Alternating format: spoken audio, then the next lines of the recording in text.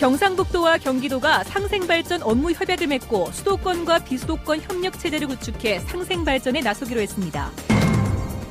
2014년 대학 입학 수학능력 시험이 꼭 100일 앞으로 다가왔습니다. 남은 기간 어떻게 준비해야 할지 알아봅니다. 대구시 교육청의 학교폭력 실태조사가 학교가 단체로 응답을 강요하지 못하도록 한 감사원 지적조차 무시한 것으로 드러났습니다. 있는 건물을 깨끗하게 고치고 마을 공동체도 복원하자는 움직임이 재건축, 재개발 사업의 대안으로 떠오르고 있습니다. 네, 여러분 안녕하십니까? 대구 경북 소식 전해드립니다. 이 수도권과 비수도권의 격차가 갈수록 커지고 있는 가운데 오늘 경상북도와 경기도가 상생 발전을 위한 업무 협약을 체결했습니다. 규제 완화를 둘러싸고 갈등을 빚어왔던 수도권과 비수도권이 손을 잡았다는 점에서 앞으로의 행보가 관심을 모으고 있습니다. 이상원 기자가 보도합니다. 김관용 경상북도 지사와 김문수 경기도지사가 오늘 경북도청에서 상생 발전을 위한 업무 협약을 체결했습니다. 두 지자체는 경제, 문화, 농업, 지역개발 등 7개 분야 22개 선도 과제를 정하고 함께 협력해 나가기로 했습니다. 경상북도는 유네스코 세계유산 교류사업, 중소기업 우수기업 제품 교류 전시회, 농산물 직거래 장터 교류 등 12개 과제를 제안했습니다. 경기도는 경북 경기 유교 문화 고려사업, 뷰티 산업 육성 상호 협력, 지방 소방 재정 국비 지원 확대 등 10개 과제를 제안했습니다. 기업의 특색에 맞춰서 상호 간의 정보를 교류하고 함께 나누면서 상호 협력해서 대한민국의 기업이 외국으로 나가지 않고 한국 안에서 스스로 사업하고 또 확장해 나갈 수 있도록 합니다. 수도권에만 절실하게 필요하다. 기업 업종이, 첨단 업종이. 그런 건 수도권이 하는 거고 또 그렇지 않은 일반화될 때는 지방에서 할 수 있도록 길을 열어주는 그런 협력을 통해서 많은 대화가 오고 가고 해야 될 것이고 두 지자체가 갖고 있는 장점을 주고받음으로써 시너지 효과를 창출할 수 있을 것이라는 기대를 모으고 있습니다. 하지만 수도권 규제 문제, 기업 투자 유치 등 수도권과 비수도권 갈등의 핵심 사안에 대해서는 직접적인 언급이 되지 않아 실제 상생 협력의 실천으로 이어질 것인지에 대해서는 전망이 엇갈리고 있습니다. 이번 협약이 규제 완화를 둘러싸고 갈등을 빚어온 수도권과 비수도권 간 상생 발전의 기틀을 다지는 초석이 될 것인지 아니면 정치적 목적에 따른 보여주기식 헛구호에 그치고 말 것인지 앞으로의 행보가 주목됩니다. MBC 뉴스 이상훈입니다. 학교폭력 실태 조사가 엉터리로 이루어졌다는 보도를 얼마 전에 해드렸는데요. 실제로 학교폭력을 줄이겠다는 당초 취지는 온데간데 없고 교육청이 평가 점수 챙기기에 급급했던 것으로 드러났습니다. 도성진 기자가 취재했습니다. 지난해 있었던 학교폭력 실태조사 과정에 응답을 강요하거나 교사가 대리응답을 하는 등 문제가 있었다는 감사원의 지적에도 불구하고 올해 3차 조사에서도 문제점이 여전했던 것으로 드러났습니다. 조사 컴퓨터 자료를 불러내서 현재 이 주민등록번호로 그 개인 인증번호를 받는 거기 때문에 초등학생들 잘 모르잖아요, 주민번호를. 그럼 당연히 옆에서 불러줘야 되는 거예요. 이런 식으로 해서 참여율을 높여놓은 거죠. 비밀이 보장되는 가정에서 조사에 참여하도록 하는 게 원칙이지만 학교에서 공개적으로 수업 시간에 단체로 조사에 응하도록 하는 경우가 허다했습니다. 번호 순서대로 그 컴퓨터실 가서 앉아가지고 했는데 그 옆에 애가 붙어있으니까 그냥 잘 보이고요. 그냥 대충 보이긴 잘 보여요. 애들 뭐 하는지 다 보여요. 지난해 9월 2차 조사 때 응답자의 69.3%가 학교에서 조사에 응한 것으로 나타났습니다. 대구교육청은 참여율을 높이기 위해 기간을 16일 연장했고 이 기간에는 학교에서의 응답률이 91.9%나 됐습니다.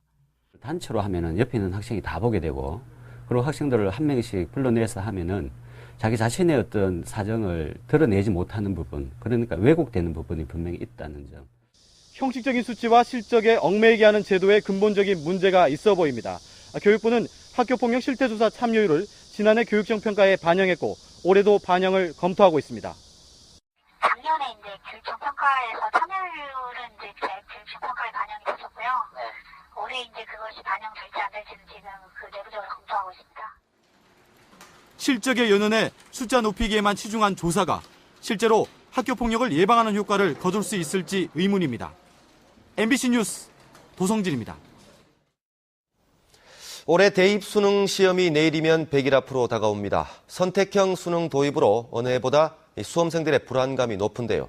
남은 기간 동안 어떻게 준비하면 좋을지 금교신 기자가 정리했습니다. 앞으로 수능까지 남은 기간은 100일.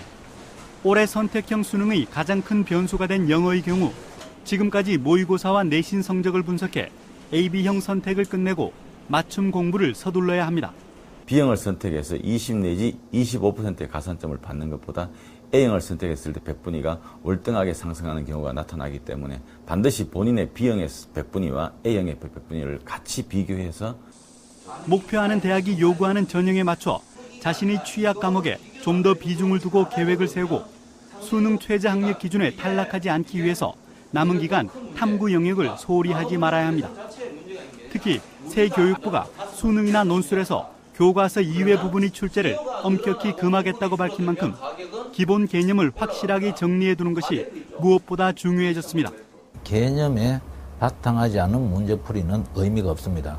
마지막 순간까지 개념과 내용 파악에 최선을 다하면서 문제풀이를 내야 학습 효과는 극대화됩니다.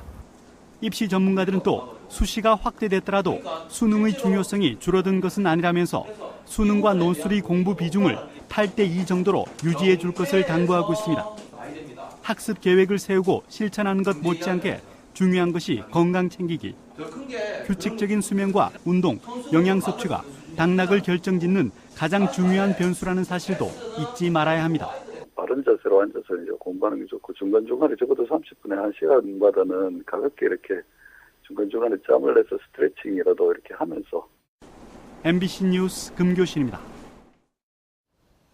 2013 대구 세계에너지총회 조직위원회는 오는 10월 13일부터 대구에서 열리는 총회에서 연사로 참가할 56개 나라의 에너지 산업 리더 201명을 확정했다고 밝혔습니다. 이들은 각국 에너지 장관과 세계은행 등 국제기구 수장과 글로벌 에너지 기업 최고 경영자 등으로 행사 기간에 지속 가능한 미래 에너지 이슈 등을 논의할 예정입니다. 조직위 관계자는 총회 전까지 참가 연사가 30명에서 40명 정도 더 늘어날 수도 있다고 밝혔습니다. 남해안에서 시작된 적조가 경북 동해안으로 확산되고 있습니다. 포항 앞바다에는 5년여 만에 적조주의보가 내려지는 등 어민들의 피해가 우려됩니다. 박상환 기자가 현장을 다녀왔습니다. 어업 지도선을 타고 구룡포 앞 바다로 나아가자 멀지 않은 곳에서 적조띠가 나타납니다. 울긋불긋한 색깔의 적조띠가 넓게 분포합니다. 지금 이 부분에는 적조가 좀 심하거든요. 여기 연안으로 만약에 밀려 들어가면은 아무래도 양식장에는 피해가 좀 심하다고. 남해안에서 머물던 적조는 경주시 간포에서 포항시 월포리까지 확산됐습니다. 유해 적조 생물인 코클로디니움이 2,000개체가 발견됐습니다. 현재 경북 동해안에는 국지적으로 고밀도 적조가 발생하고 있습니다. 경남에서 60억 원의 피해를 낸 적조가 동해로 확산되자 어민들은 긴장하고 있습니다. 남해에서 지금 적조 현상 때문에 양식업자들이라든지 수산물 피해가 굉장히 큰 걸로 알고 있는데 곧 동해로 또 온다는 얘기가 있으니까 많이 걱정스럽고 염려스럽습니다. 포항시는 양포, 강사, 구룡포 등 5군데 어항에 황토 2만여 톤을 준비하고 예찰 활동을 강화하고 있습니다. 또 양식장에는 액화산소를 준비하도록 하고 야간에 바닷물 취수를 금지시켰습니다. 연안 수온이 조금씩 높아지고 있어 언제든지 적조가 유입될 수 있는 만큼 철저한 대비가 필요해 보입니다. MBC 뉴스 박상환입니다. 낙동강 중류에 녹조가 대량으로 발생한 가운데 상주보 등 상류 지역으로의 확산이 우려되고 있습니다. 대구 환경운동연합이 확인한 결과 이달 중순 강정고령보에서 처음 발생한 녹조는 현재 성주대교를 지나 상류 22km 지점까지 빠르게 확산 중입니다. 대구 환경운동연합은 현재 발생한 녹조는 간질환을 일으키는 남조류 마이크로시스티스가 포함되어 있는데 대구와 달리 구미 상주는 고도 정수처리 시설이 설치돼 있지 않아 이들 지역에 녹조가 발생하면 식수 공급에 치명적인 악영향이 우려된다고 밝혔습니다. 구미시는 지난 26일 저녁 구미시 진평동 이계천에서 물고기가 집단 폐사했다는 주민 신고를 받고 확인한 결과 1km에 걸쳐 치어 등 3천여 마리가 폐사해 수거했다고 밝혔습니다. 구미시는 보건환경연구원과 일대 수질에 대한 조사를 해봤더니 수온이 29도에 가까웠고 용존 산소량도 정상치의 절반에 그쳤다며 무더운 날씨에 하천 수량이 줄어든 것이 원인으로 보이고 27일 이후 추가로 폐사가 확인되지는 않았다고 설명했습니다. 재건축, 재개발 사업이 지지부진해진 가운데 이렇게 허물고 새로 짓는 방식이 아닌 있는 건물을 깨끗하게 고치고 마을 공동체도 복원하는 움직임이 일고 있습니다. 윤영균 기자가 취재했습니다. 골목이 미로처럼 꾸불꾸불해 미로마을이라고도 불리는 대구의 한 마을. 지은 지 30년 이상 된 집이 절반이 넘다 보니 지난 2006년 재개발 지역으로 선정됐습니다. 하지만 주택 경기 침체로 재개발이 진행이 안 되면서 마을 곳곳이 우범 지역으로 변했습니다.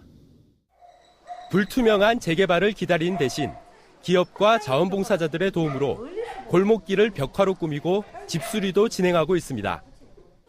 주민 모두가 힘을 합쳐 마을 꾸미기에 나서다 보니 공동체 의식도 회복됐습니다.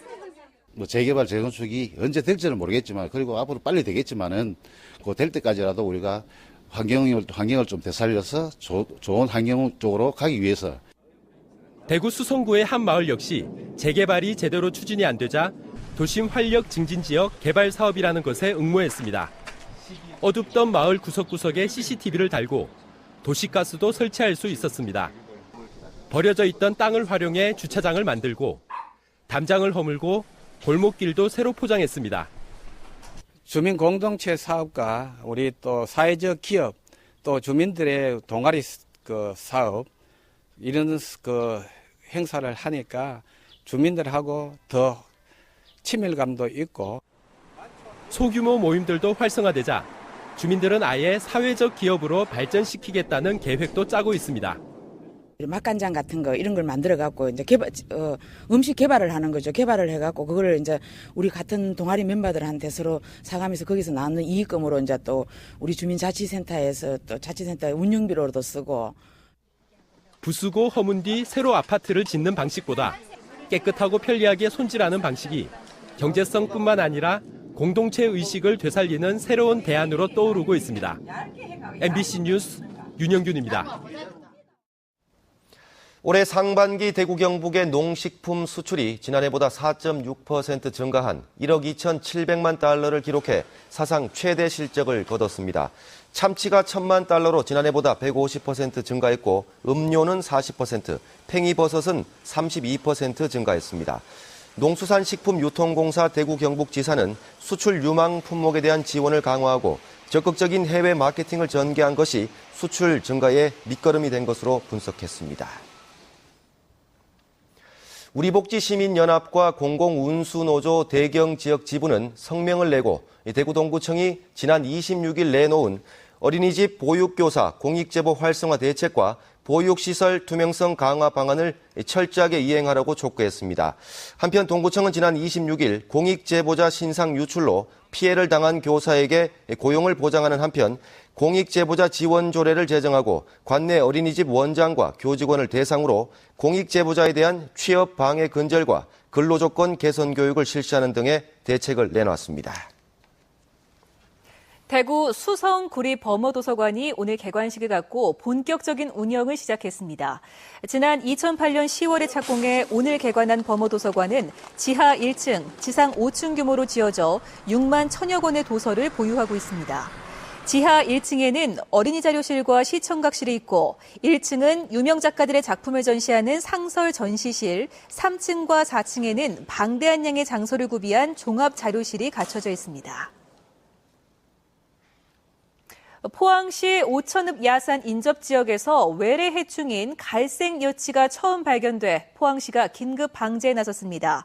국내에서는 지난 2001년 충북에서 처음 확인된 이후 남부 지역까지 확산되고 있는 갈색 여치는 식성이 좋아 농작물을 무차별 갉아먹는 등 큰 피해를 주고 있습니다. 포항시는 일단 발생 지역에 약재를 살포하는 한편 산림청과 공동 방제에 나설 방침입니다. 대구시 시설관리공단이 도로에 열을 식히는 이른바 클린로드 시스템의 운영 시간을 바꿉니다. 대구시 시설관리공단은 클린로드 시스템을 오전에 한 번, 오후에 한 번 운영했지만 폭염이 기승을 부림에 따라 앞으로는 오후 시간대에만 2번 운영하기로 했다고 밝혔습니다. 네, 지금까지 대구 경북 소식 전해드렸습니다. 여러분 고맙습니다.